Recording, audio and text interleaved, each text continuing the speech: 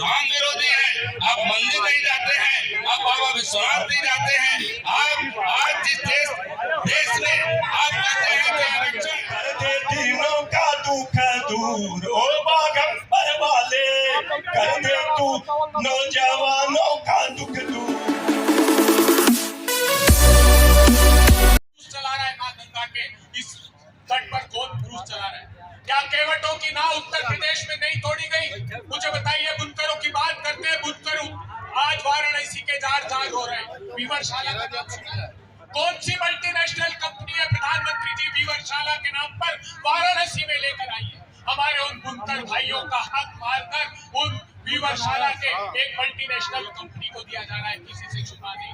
वाराणसी और देश का सच, 2,88,000 महिलाओं के साथ उत्तर प्रदेश में अपराध हुआ है भारतीय जनता पार्टी की सरकार की सरपरस्ती में।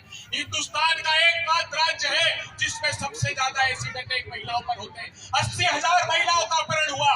हिंदुस्तान के किसी प्रांत में इतनी महिलाओं का अपहरण नहीं हुआ। कैसे कानून का राज स्थापित कर दिया? आप मुझे बताइए। हिंदुस्तान के जो प्रधानमंत्री जिसके प्रमुख है, जिस संस्थान के नीति आयोग के, वो कहता है कि सबसे ज्यादा गरीबी 42 जिलों में लोग गरीबी रेखा से रोन दिए जाते हैं। इसी उत्तर प्रदेश की भूमि में बरेली की रैली में कहा था किसान भाइयों आमदनी दोगुनी कर दूंगा। आपका एनएसएसओ बताता है कि उनकी आमदनी 27 रुपए हो गई और आपके धन्ना सेठ दोस्त की 1600 करोड़ रुपए रोज। प्रधानमंत्री कौन जिम्मेदार है इसका? यही उत्तर प्रदेश है जहाँ आप प्रधानमंत्री चुप कर आते। 7 रुपए मनरेगा के मजदूरों की मजदूरी बढ़ाई, जबकि पार्लियामेंट्री कमेटी ने कहा था कि कम से कम 375 रुपए करना।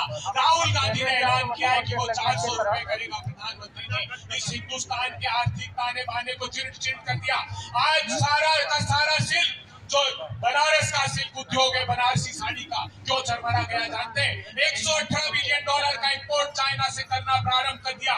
बताते हैं कि बेंगलोर से नहीं, सारा धागा चीन से मंगाया जा रहा है। Parliamentary standing committee on commerce कहती है कि हिंदुस्तान के एमएसएमई को कोलैप्स कर दिया। साइकिल से लेकर छोटी छोटी चीजों को बनाने के उद्योग की आप चाइना से मंगा रहे हैं। प्रधानमंत्री जी एक उदाहरण तो दीजिए। मैंने आपसे पहले भी इस शो के माध्यम से कहा था, मुझे एक उदाहरण बताइए। क्या यहाँ की पौष कॉलोनियां ड्रेनेज के पानी से भर नहीं जाती? 94 गांव के लोगों ने थाने पर धरना दिया कि मनरेगा की मजदूरी वाराणसी की नहीं दी जाती। आपके गांव को देख लीजिए प्रधानमंत्री जी। जब आपके गांव के, आपके वाराणसी के हाल है तो देश के क्या हाल किए होंगे? सारे भ्रष्टाचार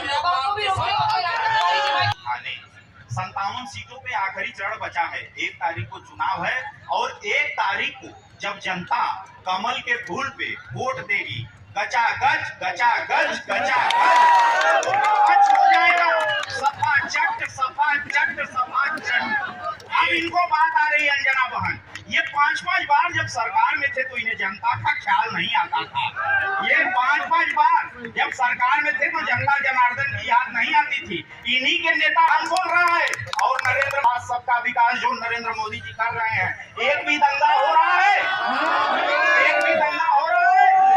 आज हम लोग यहाँ डर के बैठे होते कि कहीं से बम ना आ जाए। प्रधानमंत्री जी ने ये किया वो किया। अभी हमारे भाई राय जी ने भी बीजेपी के एमएलसी साहब ने कहा, लेकिन कोई ये नहीं कह पाया कि गरीब गरीब क्यों होता जा रहा, नौजवान क्यों परेशान है। तो ये काशी बाबा विश्वनाथ की नगरी में एक भजन है, हम सुना देते हैं। ये भी कह रहे थे हमारे भाई साहब, कर दे दीनों का दुख दूर, ओ बागंबर वाले कर दे तू नौजवानों का दुख दूर, कर दे तू किसानों का गरीबों का दुख दूर, ओ बाबा बागंबर वाले। ये जो दुख है गरीबों का, किसानों का, ये राजनीतिक वर्करों के लिए हर महादेव एक नारा है। लेकिन आप भी जवाब दीजिएगा। पीएम कहते हैं लेकिन आपकी पार्टियों को तो 3 नौजवानों की चिंता है, एक आपके नौजवान, एक इनके नौजवान, एक उनके नौजवान। ये 21वीं सदी का भारत नौजवान चलाएगा और नौजवानों के कंधों पर जो जिम्मेवारी है, आदरणीय प्रधानमंत्री जी धमकी देकर जा रहे हैं कि तेजस्वी यादव जी को जेल भेज देंगे। अरे गुजरात समझे क्या? बिहारी है, बिहार है।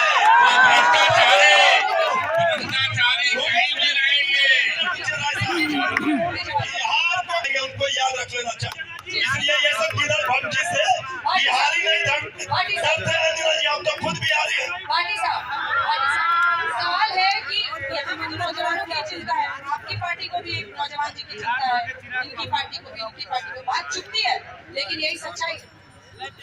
अभी राय साहब ने विनय पत्रिका का एक श्लोक सुना के शुरुआत की, दुबे जी ने रामचरितमानस की चौपाई सुनाई, मैं भी गोस्वामी तुलसीदास जी के कवितावली का एक छंद से शुरू करता हूँ। उन्होंने लिखा कि खेती न किसान को, वणिक को ब्याज नहीं, भिखारी को भीख नहीं, चाकर को चाकरी, जीव का विहीन लोग सीधमान सोच बस, एक कहे दूसरे से कहा जाए क्या करे। आज माननीय मोदी जी ने 10 साल में इस देश की हालत ये कर दी है कि जीव का विहीन लोग सीधमान सोच बस, कहे एक एकन सो कहा जाए क्या करे। परीक्षा उसके वो निकाली जाती है, वैकेंसी निकाली जाती है, नौजवान बड़े मेहनत से तैयारी करते हैं, फिर परीक्षा के दिन रेलों की छतों पे लद के जान पे खेल कर परीक्षा केंद्र पहुंचते हैं, वहां जाके पता चलता है पर्चा आउट हो गया और अपना जो निराशाजनक तरीके से वापिस चले आते हैं। और एक पर्चा आउट नहीं हुआ है, पर्चा आउट हो रहे ठका ठक इन नौजवानों की है। हम चाहते हैं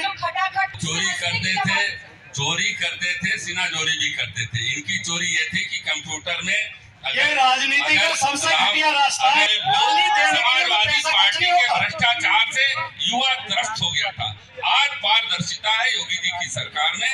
अगर कहीं एक गलती होती है तो पुनः उसको सुधार करके, युवाओं का हक नहीं, चैलेंज है मेरा, अगर कोई युवा कह दे कि कोई बेईमानी किया इस सरकार ने, पूरी पारदर्शिता के साथ ये कमियां आती हैं, मैं मानता हूँ, लेकिन उस पर सख्त कार्रवाई भी करते हैं, उनको जेल भेजते हैं ऐसे। लेकिन इनके समय में जो गड़बड़ियां थी उस पर ये गाजियाबाद से गाजी सुनता है, राम सत्य हो गए। गाजियाबाद से गाजीपुर को आपने आतंक की फैक्ट्री बनाई थी, माफियाओं का हक, माफियाओं ने विकास को रोक दिया था, हमारे युवाओं के भावनाओं को रोक दिया था।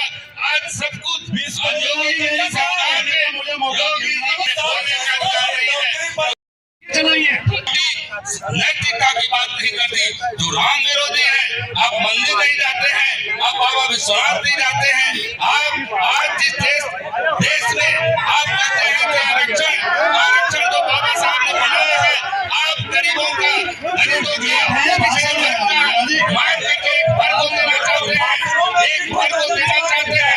ये मोदी जी मंजूर नहीं करेंगे कि हमारे ओबीसी का आरक्षण मांग के आप किसी और को दे दीजिए, कतई स्वीकार नहीं है। हो गया भाषण